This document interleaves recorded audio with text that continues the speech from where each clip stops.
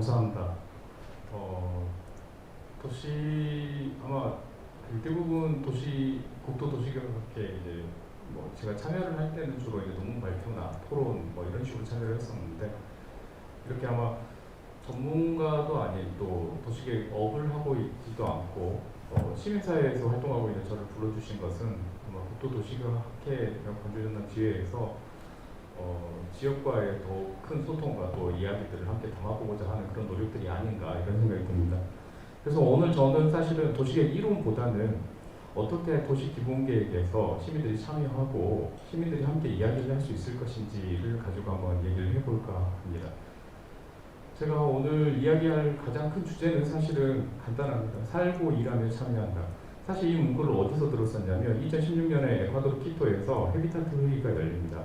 20년마다 한 번씩 다 열리고 있고 아마 도시계획이나 주택 관련된 정책을 하신 분들은 누구나 다 아는 회의인데 이 회의에서 이제 디저트가 새로운 도시의제 안에 사실 이건 중요한 문구는 아닌데 제 눈에 확 들어왔던 것은 보통 우리가 도시 안에서 살고 일한다라고만 생각을 하는데 참여하다라는 문구를 딱 파티시페이션을 넣어놨더라고요. 그래서 이걸 보면서 우리만의 참여가 아닌 전 세계적으로 이런 것들을 끊임없이 고민하고 있고 또 발전시키고 있고 어떻게 하는지 이야기를 하고 있구나라는 생각을 하게 됐습니다. 그래서 오늘은 어떻게 참여하고 왜 이 참여가 중요한지에 대한 이야기를 하나씩 해볼까 합니다. 제가 자료를 준비했는데 사실은 보통 제가 강의나 뭐 발제를 할 때 영상을 한 5분짜리 하나 보내드리는데 유튜브 송출도 되고 저작권 문제가 있어서 간단하게 저작권이 안 걸리는 범위 내에서 한번 정리를 좀 해봤습니다. 먼저 10초짜리 영상 하나 잠깐만 보실게요.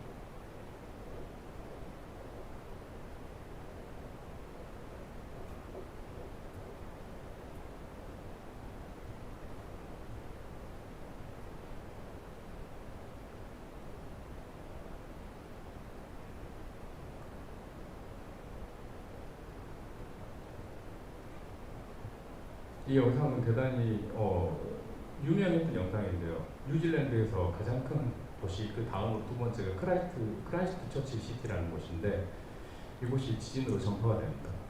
지진 진앙지가 시가지 중심이었습니다. 그래서 이 사진에 있는 것처럼 도시 전체가 완전히 전파됐고 이 전파된 도시를 어떻게 복구하느냐가 굉장히 중요한 숙제가 되어버립니다.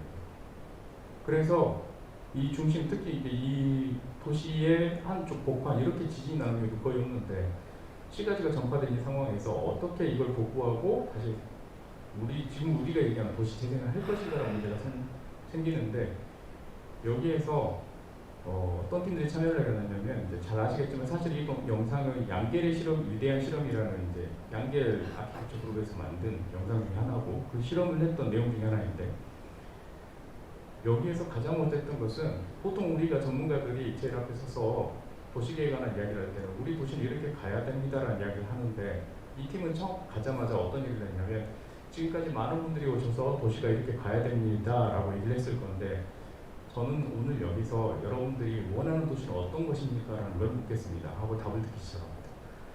그 답을 듣는데 이 영상에 나온 것처럼 자기 입장에서 이야기도 하고 포스트잇도 내고 생각도 정리하고 이렇게 하면서 10만 6천 개의 생각을 모읍니다. 이렇게 보시다시피 대자보도 붙이고 거기에다가 메모를 하기도 하고 물론 저쪽 뉴질랜드라는 곳에 민주주의가 발달된 도시계획에 관심 있는 곳들의 문화이긴 합니다만 이러한 현상이 있었고 그래서 나온 그 10만 6천 개의 의견을 3개월 동안 100여 명의 사람이 투입돼서 정리를 다 다시 합니다. 그렇게 해서 이런 다양한 그림과 생각들을 모아서 사람들의 이야기들을 정리를 해봤더니 사람들은 더 많은 공원을 원했고 산과 거리를 줄여주고 건축물의 높이는 높지 않았으면 좋겠고 걸을 수 있으면 더 좋은 도시가 됐으면 좋겠고 이런 의견들이 만들어집니다. 그러니까 인간에게 적합한 도시를 이렇게 원했던 거죠. 이제 이런 결과를 가지고 제가 이제 오늘은 이런 실험들을 하나하나 보여드릴 건데요. 앞서 이제 크라이스트 처치 시티의 이야기가 있었던 또 하나는 뭐냐면 요즘 이제 그린이들이 굉장히 화두지 않습니까? 도시계획 분야에서도 그린 리모델링 관련해서 또 이야기가 되고 있는데 뉴욕시에서 원 NYC 2050이라는 그린 계획을 발표를 합니다. 근데 이 과정이 또 정말 특이한 건데 14,000개의 이건 개인 접수된 의견입니다. 그리고 뭐 웨이브를 통해서 텍스트든 아니면 사람이 직접 서면으로 냈든, 그러니까 이 왼편에 있는 원 NRC 보고서를 만들기 위해서 이렇게 다양한 의견 수립들이 그걸 한번 인포그래프를 정리를 해봤더니 360만 건의 텍스트, 뭐 요즘 SNS 하지 않습니까? 해시태그로 다 걸린 것 메시지들이고, 또 2,400회의 개인별 이벤트들이 열렸고, 이 과정을 통해서 그린뉴딜 계획을 만들어낸 거죠. 일종의 단순히 그냥 1,000만이 사는 도시에서 우리가 이렇게 계획을 만들었다가 아니고 다양한 사람들의 의견을 수렴할 수 있는 기회를 열었던 것입니다. 그래서 여기서 저 좀 개인적으로 특이했던 게 그린뉴딜 계획인데 환경이나 기후위기에 대한 얘기보다는 일종의 뉴욕의 중장기 발전 계획처럼 이야기를 하는데요. 여기 보시면 녹색 일자리를 포함해서 호수가 좋은 일자리를 창출하고 모두를 위한 번영과 경제 안정을 촉진한다. 이런 내용들, 이게 사실은 이 계획의 목표로 설정이 되어 있어요. 그리고 예를 들어 공평한 접근 보장, 그리고 기후하고 지역사회 회복력, 건강한 먹거리, 양질의 의료 교육에 대한 권리 보장, 이런 내용들이 단순히 우리가 한 영역으로 그린뉴딜이니까 그냥 환경과 기후위기만 담아야지가 아니고 사회 전반적인 얘기를 다 담고 있고, 마지막으로 여기서 지표와 목표로 만든 것들을 보면 정말 이건 좀 당황스러울 수도 있는 내용인데, 지방선거 투표율, 총 일자리 수, 탈미분율, 이런 식으로 지표들이 설정되어 있고, 오히려 온실가스 배출 감소 및 상쇄, 지속 가능한 이동수단의 교통수단 분담률, 이런 부분들은 따로 떨어져 있는 거죠. 그러니까 이게 뭐냐면 종합적인 계획으로서의 그린뉴딜 계획을 보고 만들려고 했었고, 사실 이게 도시 기본계획이 지향하는 종합적인 도시의 방향과도 일치하는 부분이 아닐까 생각을 해서 가져왔습니다. 그리고 이제 저는 그러면 이제 외국 얘기를 했다면 지역에서 어떠한 참여의 실험들이 그동안 큰 단위로 있었는지에 대해서 간단히 사례를 좀 보여드릴게요. 이건 최근에 광주시 교육청에서 학생들을 대상으로 기후위기에 대한 의식조사를 했습니다. 여기는 단순하게 제가 이제 여기에 같이 참여를 하다 보니 저한테 이제 의뢰가 들어와서 같이 일을 했었는데, 딱 일주일 동안 이 의견을 받기로 했고, 그렇게 해서 두 가지 질문들, 하나는 10점 만점에 기후위기가 얼마나 심각하다고 생각하느냐 학생들 의견 물었더니 8.31점이 나왔습니다. 이게 초등학생이면 8.41, 근데 뭐 고등학교 8.19, 하지만 8점대로 굉장히 높은 수준의 의식을 갖고 있고, 그러면 또 하나의 질문이 뭐였냐면, 이 기후위기가 심각한데 우리가 어떻게 쓰면 좋겠는지, 학교 교육을 어떻게 바뀌어야 되는지 라는 질문에서 학생들이 이렇게 다양한 의견들을 냈는데요. 실제로는 정말 제가 당황했던 게, 이거 주관식으로 텍스트로 어떤 의견도 다 내게 했더니 8,000명이 보통 우리가 귀찮으니까 점 하나 찍고 내는 경우도 많은데 그런 경우 거의 없었고, 학교 교육이 어떻게 바뀌어야 된다는 의견들을 다 낸 거죠. 그러니까 그동안 학생들한테 물어보지 않았을 뿐이지 물어볼 기회를 줬더니 아이들이 일주일 동안에 8,000명이 그런 의견을 냈다는 겁니다. 이것은 뭐냐면 제가 참여에 대한 사례로서 조사를 하다가 충격을 받은 사실인데, 이 나부 충격이나 좋은 충격이 있는데요. 풍영경천이 있습니다. 환경관과 영상관 사이에 있죠. 여기에서 사실은 한남산란 때문에 계속해서 그 오폐수 사건 때문에 물고기를 죽어나고 하니까, 또 수안 쪽에 사는 주민들, 그리고 이 풍영경천 유역관에 사는 인구가 한 11만 정도 됩니다. 그래서 여기에 대해서 좋은 방향을 제시하는 의견들을 한번 내보자라고 했더니 그쪽에서 주민 의견을 수렴하겠습니다라고 했고, 한 달 정도 시간을 드렸더니 한 8,000명의 의견을 수렴해 왔는데, 그 중에 7,000명이 그 유역권에 사는 11개 초중고 학생들의 의견이었습니다. 그 중에서 제가 놀랬던 것은 초등학교 1학년 2학년 경우에는 한글을 잘 모르니까 그림을 그려서 이렇게 의견을 제시를 했는데, 정말 놀랬던 것은 아이들이 자신의 생각을 어떠한 방식으로도 표현을 하려고 했다라는 것이죠. 이런 것들을 저희가 볼 수가 있었고, 마지막으로 그러면 일반 시민들에게 막 물어보면 시민들이 정말 자기 이기적인 의견들만 내지 않을까라는 생각을 좀 부식시키려고 제가 이 자료를 갖고 왔는데, 푸른길 시민 인식조사를 매년 합니다. 푸른길 사단법 푸른길에 사는데 한 1,000명을 대상으로 하는데요.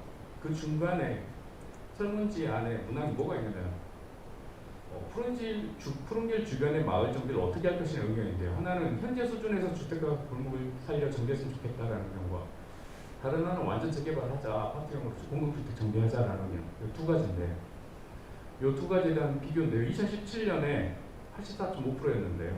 전chung 두 가지로 하자. 그 의견이 갈수록 더 높아집니다. 그러니까 이게 뭐냐면 시민들이 푸른 길을 걷다 보니까 주변에 갑자기 세개가는 고층 아파트 단지들 보면서 이건 아닌데라는 생각을 하고 계시는 거죠. 이런 현상들이 보이고 있다. 이걸 보여드려 가지고 왔고요. 그러면 지금 도시개봉계획 2040에서 시민들이 어떻게 참여를 해야 될지 설명을 좀 드리겠습니다. 먼저 단계를 크게 두 단계로 보고 있습니다. 이것은 사실은 그냥 단순히 제가 이렇게 뚝딱해서 만들어내는 게 아니고요. 그러니까 올해 상반기부터 시민사회 그리고 여러 단위를 통해서 논의를 하다 보니 7월 달부터 해서 구체적으로 얘기를 정리했는데, 그동안 우리가 도시기본계획에 시민들이 참여할 수 있었는가, 참여할 수 있는 기회가 얼마나 주어졌는가. 대부분 아시다시피 도시계획 2030에서 처음으로 시민들이 적극 참여할 수 있는 기회가 있었지만, 이것은 한 130여 명에게 시민 참여단만 참여할 수 있도록 만들어놨던 것. 거기에 한계가 있었고, 그걸 좀 풀어가는 방법을 찾아봐야겠다. 그리고 또 하나는 시민들이 의견을 냈는데 그게 나중에 어떻게 피드백이 계획에 반영돼서 피드백이 되고 거기에 대해서 다시 의견을 낼 수 있는 과정이 있었는가.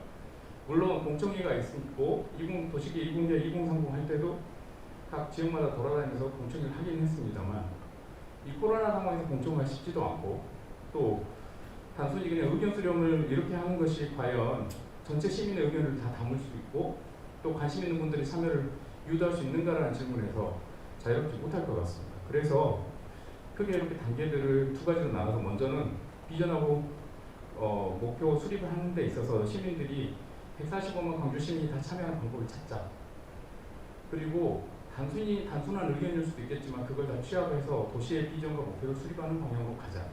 이렇게 해서 논의를 했고요. 그 다음에 또 하나는 전문가들이 그 의견들을 받고 또 정리를 하면서 계획에 대한 내용들을 정리를 하실 건데, 중요한 것은 전문가들이 낸 다음에 그것을 우리가 공청회를 통해서 풀어가기 쉽지 않기 때문에 온라인 플랫폼을 만들고 거기에 의견을 올리고, 거기에 이제 계획이 올라오면 각 분별로 다 올라오잖아요. 주택도 올라오고 토지이용계획도 교통도 다 올라올 때 그걸 가지고 거기에 참여하는 시민들이 관심 갖고 그 내용을 보고 자기 의견을 올리고, 시민사회단체는 거기에 대해서 이런 방향으로 갔으면 좋겠다 입장을 낼 수 있는 거고요.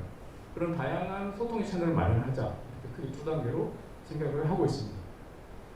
그래서 지금 현재 1월 한 첫째 주, 둘째 주 중에 광주시에서 적극적으로 의견을 낼 수 있는 창구를 마련할 거고, 거기에 대한 일종의 온라인 이벤트와 오프라인 이벤트를 하려고 준비를 하고 있습니다. 코로나19 때문에 어찌 보면 약간 더 좋은 점일 수도 있는데, 불행 중 다행인 것은 아까 그 교육청의 학생들 의견조사에서 보셨지만 지금 온라인으로 다 연결이 되어 있습니다, 사람들이. 그래서 만약에 교육청에서 공문 하나 보내고 이런 게 내용이 있고 교육을 하고 또 의견을 수렴할 수 있는 기회만 열어준다면 학생들은 다시 20만 명의 학생들이 다 참여할 수가 있고요. 또 어른들의 경우에는 우리가 마을 공동체, 아까 이슬 교수님도 말씀하셨는데 마을 공동체와 또 도시적인 현장적 센터들도 있고 또 수많은 자원들이 있습니다.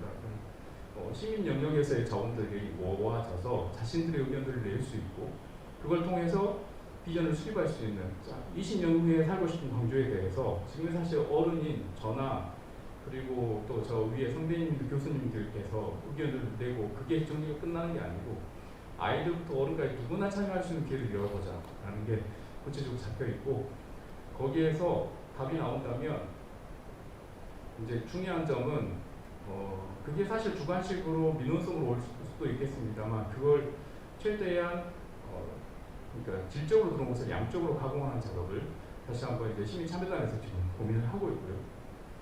그리고 그 작업이 아마 2월과 3월에 끝난다면 이제 온라인 플랫폼을 통해서 이 플랫폼 안에서 아까 말씀드렸다시피 정리된 계획 안에 대해서 시민들이 다양한 의견들을 낼 수 있는 공간을 계속해서 제공할 것이고, 사실은 이러한 것도 이제 뭐 이런 온라인 콘텐츠라든지 오프라인 이벤트 아까 말씀드렸다시피 지금 계속 계획 중에 있고 이제 구체적으로 나갈 겁니다.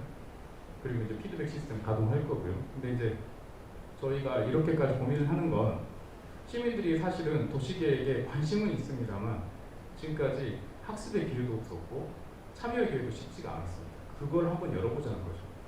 그래서 시민들의 의견을 받을 때 예를 들어서 주택에 관한 의견을 낸다면 그분이 나중에 주택계획과 광주시의 주택정책이나 주택계획이 연결될 수 있게, 교통계획에 관심을 갖고 의견을 내셨다면 그분이 교통계획과 나중에 연결될 수 있게, 공원녹지도 그렇고 경관도 그렇고 그런 기회들을 우리가 제공하는 기본적인 테두리를 마련하자. 그것이 이번에 도시기본계획 2040의 가장 큰 주안점이라고 보시면 되겠습니다. 네, 그래서 말씀드린 걸 네 가지로 간단하게 압축한다면 먼저 시민합의장을 만들어보자. 도시계획에서. 또 하나는 모든 시민 의견을 들어보자. 그동안 사실 시민들에게 발언할 기회를 제대로 주었는지에 대한 반성과 함께 참여 기회를 확대해보자는 것이고요. 그리고 투명한 정보 공개 사항을 한번 열어보자는 것이죠. 그동안 도시계획이 폐쇄적이다, 아니면 정보가 공개되지 않는다는 지적들에 대해서 이걸 개선할 수 있는 방법을 찾아보자. 그리고 기존에 오프라인 공청회만이 방법이라고 생각했던 것들을 깨고 온라인 플랫폼을 통해서 모든 걸 한번 열어보자. 그리고 도시계획의 이번 기회를 통해서 어렵다고 생각하고 그냥 끝낼 게 아니라 친숙하게 다가오면서 자기 공간의 문제에서 주체성을 가지고 주인의식을 가지고 참여할 수 있는 기회를 열어보자. 이러한 생각을 가지고 지금 시민참여를 기획하고 아마 내년 1월부터 진행이 될 건데요. 교수님들께서 많은 지적과 또 도움과 격려의 말씀 해주시면 더 열심히 잘 될 것 같습니다. 이상으로 마치겠습니다. 감사합니다.